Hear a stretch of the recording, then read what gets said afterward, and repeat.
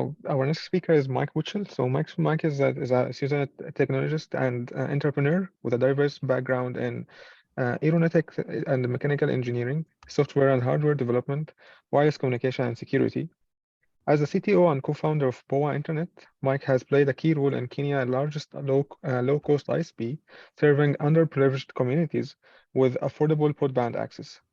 POA innovative approach to technology, including integration of fiber, wireless, and free space optics, caused it to win the prestigious Africa50 Innovative Challenge in 2020. And with passion for problem solving and self-taught approach to learn, Mike's experience expand multiple industries, and he has known for his hands-on development experience, commercial acumen, and unique insights into business processes. Recently, Mike had begun learning about LEO constellation with a focus on SpaceX and Starlink to a point of launching a website which very accurately simulate the system using real orbital data from active satellites. And outside his professional career, Mike was a volunteer firefighter for 23 years, and he's now actively involved in social impact and animal rescue programs. Mike, thank you for joining us, and the floor is yours. Thank you so much for the introduction, and thank you for having me and for allowing me to speak in this forum. It's a great opportunity. My talk, I'm going to share my screen.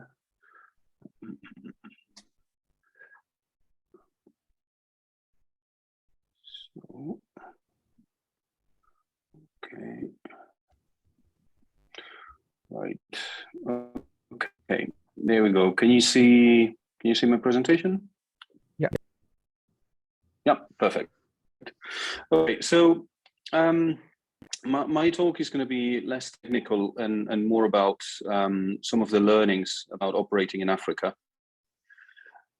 POA has been operating for about 7 years, and during this time we have learned a lot. And recently, over the last couple of years, we have taken an active interest in LEO constellations as a way to leapfrog some of the issues that we see as affecting connectivity in Africa and by extension in several other regions of the world. But with the focus on Africa, I'll start with my favorite phrase, which is the connecting the unconnected mantra, which if you just quickly Google, you get almost 3 million results, and you get a huge number of really heavyweight organizations that all have programs for connecting the unconnected. But we still have a large portion of the population of the world which are not able to use the internet or not actively using the internet.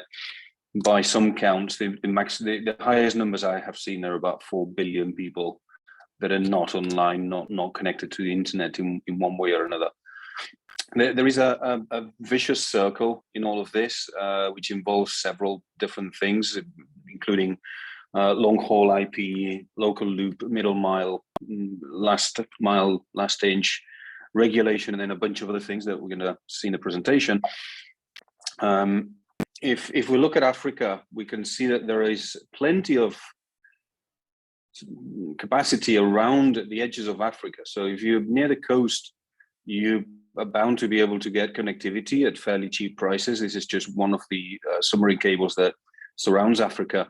The problem is all the large portion of terrain that's inside the African continent, which is where you cannot easily get connectivity, fiber, or otherwise.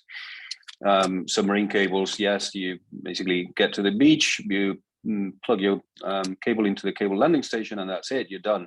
You've connected a few billion people. No, you haven't, because you still need to get that connectivity to where people actually live. There is fiber going into different countries. So if you take Kenya as the example, there is fiber from Mombasa, from the submarine cables going to the main cities, but that still leaves a lot of people unconnected and not within reach of affordable connectivity, such as people living in this slum. This is Kibera. It's the first place where we launched affordable internet access in Kenya. You can find good quality fiber. This is a photo from about 2 years ago. but it just lasts for a bit. That's the same pole with that same junction box to last week, literally. And this was also taken last week. So you can see that fiber infrastructure degrades, and it doesn't degrade gracefully. It degrades drastically and in ways that you don't really want it to degrade.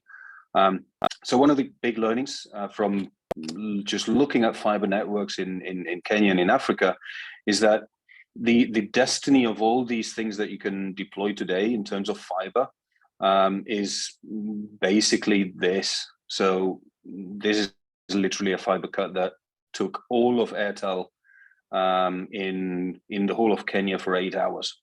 And it was a water company that basically said, oh, let's just dig. And they cut through the fiber cables in one of the main fiber routes on Mombasa Road in Nairobi. So that's one of the big learnings. And then you have the local engineering skills that also play a part in being able to deploy robust, scalable infrastructure to a quality that gets people online and can actually provide them with a meaningful internet, especially if you don't forget about the grounding of these cabling systems. There are other things that out there. So MikroTik has come up with something they call GPEN, Gigabit Passive Ethernet Network. So they basically say, okay, do away with fiber, just use Ethernet. Yep, forget about fiber, fine. But then you have the problems that come with Ethernet cables, such as UV breaking them and then water seeping in, and then you having to do these sort of things to let the water out before they get into your switches. And again, you have the issue of Ethernet structured cabling, which is very common, or traditional crimping methods. So yeah, doesn't seem that great of a solution either. We could use wireless, which is what we at PAW do. So we use fixed wireless access. Has been used for centuries to provide connectivity in all kinds of hard to reach regions. Until you realize that the interference in the bands that you can use, which you don't have to pay millions and millions of dollars in licensing fees for, are so crowded and so full of noise and interference that they start to become unusable. So they're not a viable alternative either for mass internet distribution. You can get a few thousand people online in a certain area. You can give them 2, 3, 4, 5 Mbps, very good service, but you cannot reach. Kibera, for example, has about 300,000 people living in it. We serve about 1,000 people. So to get to 300,000, you need something radically different. And eventually you always fall back to fiber. We can get the government of Kenya has just said that they're going to lay an additional 100,000 kilometers of fiber, which, yes, will cost $2 billion. And they are now looking for financing from the private sector to actually take this up and foot the bill. And then they can resell the capacity back to you at discounting prices. So not such a great plan either. But second learning from all of this is that there isn't a single technology that will fix connectivity issues in somewhere like Africa. When you hear the satellite operators saying, yeah, we're going to solve it, that's not true. When you hear fiber guys saying, we're going to solve it, that's not true. When you hear wireless guys saying, we're going to solve it, that's not true. You need a technology stack, and you need different technologies, and every technology has its place. So satellite has its place, fiber has its place. I keep hearing people saying, yeah, but you hate fiber, you're a wireless guy. No, I love fiber. Fiber is a controlled medium. It's perfect, it's brilliant. The problem is it breaks and is fragile. So also has its challenges. So yes, we can talk about Elon's thing in this case. What if we use satellites to leapfrog some of this? I'm sure you've all seen this slide. It's in everybody's presentations about anything satellite related. LEO constellations, of course, being a lot closer to the Earth. And we saw in the previous presentation that means that latencies and paths are very short. So that's all great. We have lots of satellite constellations coming up, being launched, being designed, being licensed, approved, and so on, which is quite mind-blowing from a sheer volume point of view. Yes, your thing, Starlink. Yep. Let's plug that in.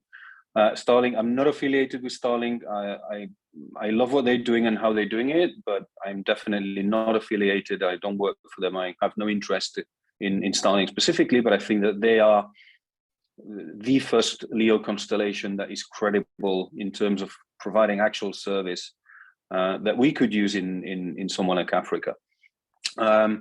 A few quick data points. They're going to have about 4,400 satellites in orbit eventually, 5 orbital shells, with all the challenges that we just saw in the previous presentation about how do you interconnect this whole thing together, and an aggregate capacity of about 88 terabits per second. Then the capacity, I mean, some of the caveats: capacity is evenly spread. It's hard to concentrate it on specific region. Satellites have a lifespan of about 5 years, so you need to keep replacing satellites pretty frequently. You still need gateways to relay the traffic to the terrestrial networks. At some point, you need to land the traffic, and the user terminals are still on the expensive side. And this is the typical Starlink antenna. It's an electronically steered antenna, so it has the advantages of not having moving parts. Except the initial positioning, and they're even going to be doing away with that pretty soon, and they're just going to have a fixed antenna. So how do we use LEO constellations to leapfrog some of these issues that we've been seeing? Typical fiber build, you start with your central office, OLTs, and then you start splitting downstream. Eventually you get to people's houses. So you basically remove all of that and just put a terminal in everybody's home, and that's it, you're done. But that still costs a lot of money. If we take a typical Starlink terminal, it's about $500 discounted. It's still a lot of money to put on a single customer. And if we're serving every customer with 1, 2, 3 megabits per second of provision capacity, so committed information rate, it's putting a lot of capex in the hands of a customer that's still only able to consume limited amount of internet. So third learning is you need to pay a lot of attention to the unit economics. And the unit economics is essentially to how do you split the cost of the entire network stack in a way that makes sense.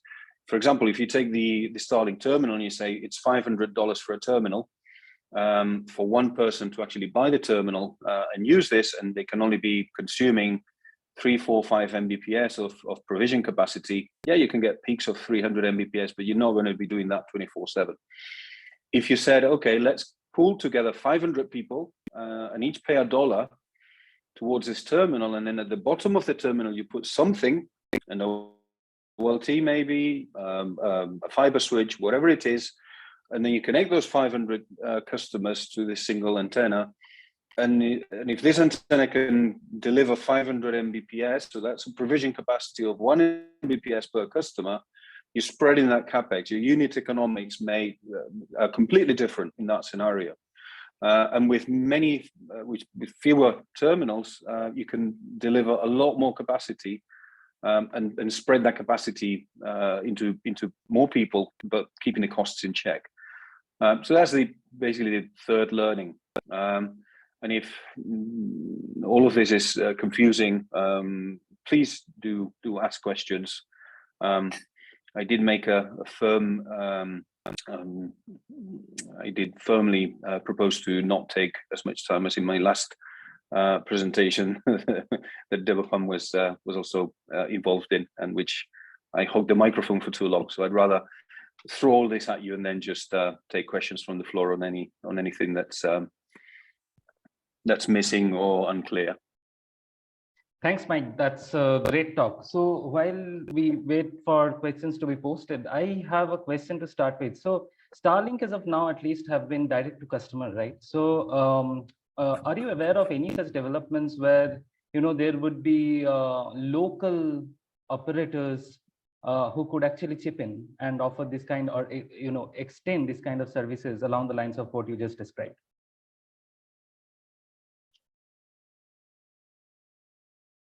Mike?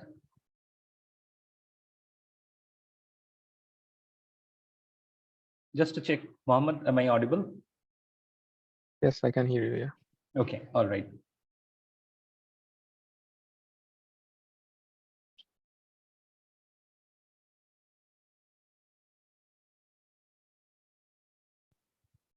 I see. So Peter has a comment that Starlink is already working now with some operators for SMS. So that would be possible.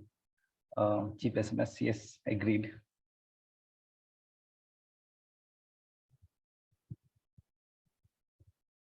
Hi, Mike. Can you hear Again, us now? sorry, yes, I dropped out for some reason, and I'm definitely not in Africa right now. So imagine the connectivity challenges in Spain. Sorry, your question was about direct to customer, and Yeah. I'm guessing you were onto, are they going to do wholesale?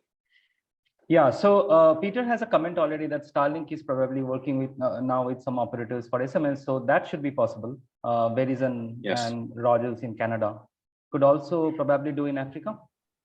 Yeah, so there is definitely an element of they will eventually realize that there is a market in Africa for direct to customer.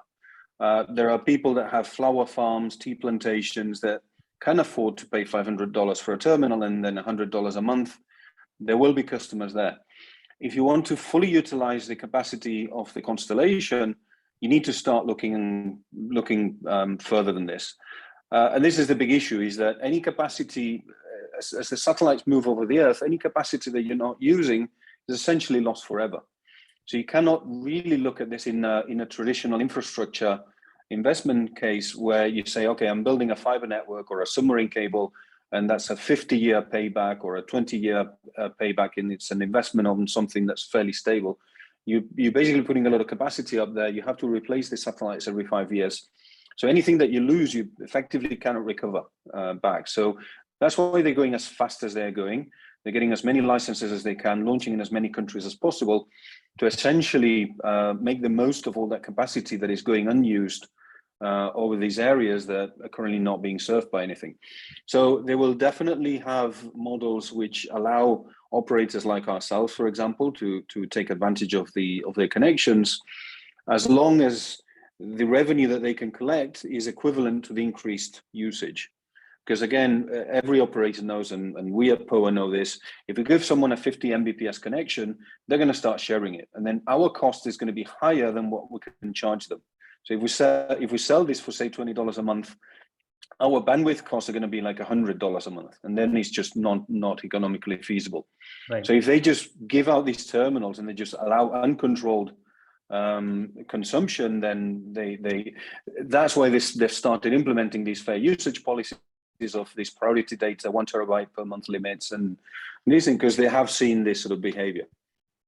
Yeah, so the 1 terabyte, I think it's not implemented in practice as of now, but maybe it's already. Not yet. Yeah, it's going to happen soon. It's coming. Yeah. Fair point.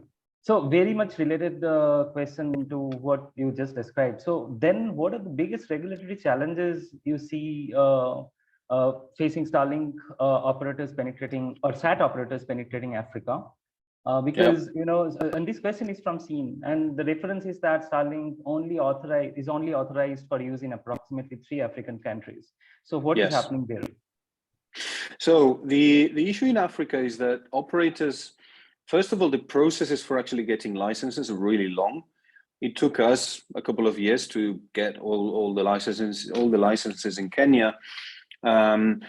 And I know that Starlink is something new. It's not your traditional fiber operator. It's not your traditional VSAT operator. So they operate in very different ways. You then have things like local shareholding requirements. So Kenya, until recently, they've now removed it, required 30% local shareholding. So if you have a subsidiary that needs 30% local shareholding, and then the licensing also requires you to disclose your capital structure, which in case of SpaceX is extremely complex, and it just makes things really, really hard for the regulator to basically say, okay, this is a standard thing. All I need to do is just put the stamps on the forms, collect the fees, and away you go. They actually need to think how they're going to license this, and we see this at the ATU level as well. We see this at the FCC, where some of the things that come up are like, well, we're not prepared to deal with some of the issues with licensing LEO constellations. But it's fair to say that as soon as Nigeria happened, a lot of countries in Africa have started going, oh, Nigeria has it, now we want it as well. We cannot be second or third or fourth. So we're going to see a lot more African countries licensing Starlink very, very quickly. And in terms of challenges, I think the biggest challenges they're going to have in certain countries is going to be legal intercept. So actually having to land the traffic in the country so that the country can actually monitor and control that traffic. That's something that some countries are fairly wary of just letting uncontrolled internet access. And then just the lead times. Things are really, really slow. So they like to get a license in 2 or 3 months. I think Nigeria also took them a couple of years. And that was the fastest license Nigeria ever gave anybody. So it's, yeah. I see. Okay, so the next question is from my co-host, Mohammed Qasim. Thanks, Mike, for the interesting talk. How is Starlink performance in Africa now? Are you aware of any deployment of Starlink terminals in Africa? Yeah, so I know that in Nigeria, performance is reasonably good because they have a gateway in Lagos. Elsewhere, over inter-satellite links, that's when you start to suffer in terms of performance, particularly latency, because the ISL enabled shell is not complete. There are still gaps in it.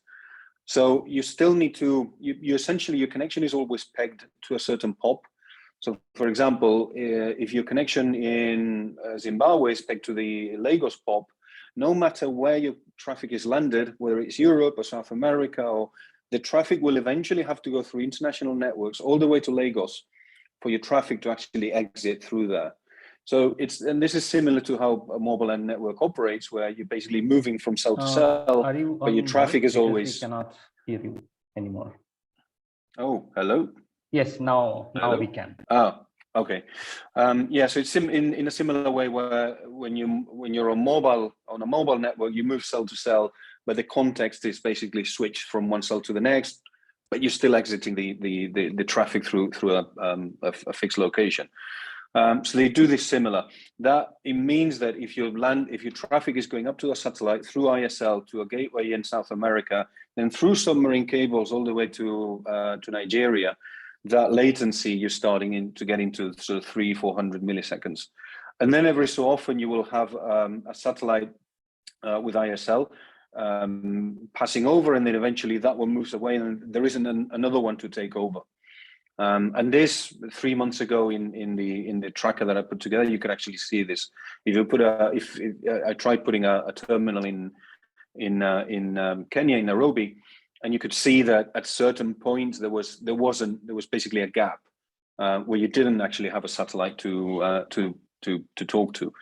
That was sort of 20-30 second gap, so it wasn't that big.